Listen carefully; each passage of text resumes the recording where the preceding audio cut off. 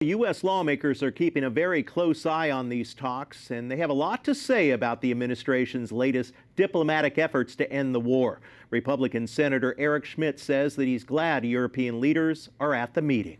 The diplomacy that President Trump is engaging in, which has been very successful since he took office, is about engaging people that, maybe aren't your best friends in the world, but you're trying to get to a peace deal. That's exactly what this was. And I would also point out, it's going to take time. Republican Congresswoman Marjorie Taylor Greene, a longtime critic of the war, posted on X, quote, "President Trump will achieve peace and prosperity in spite of all the haters, globalists, and those who want the war to go on forever between Ukraine and Russia. Peace is going to happen." Meanwhile, Democrats are painting a much different story, calling Friday's meeting between President Trump and Russian President Vladimir Putin a disaster. Putin walks away with his photo op with zero commitments made and zero consequences. What a great day for Russia. And they're criticizing President Trump for raising the possibility of giving Ukrainian land to Russia. If he gets this land and they do this deal, he will restock, rebuild his economy, rebuild his army, come back in a year or two to finish the job.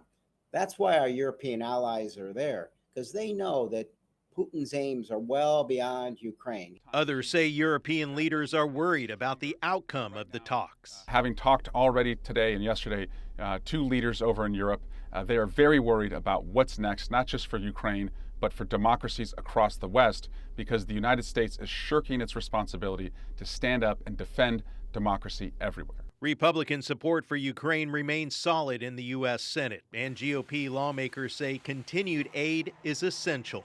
This aggression shown by Russia, by Vladimir Putin, it is absolutely unacceptable, and it should be unacceptable across the world stage.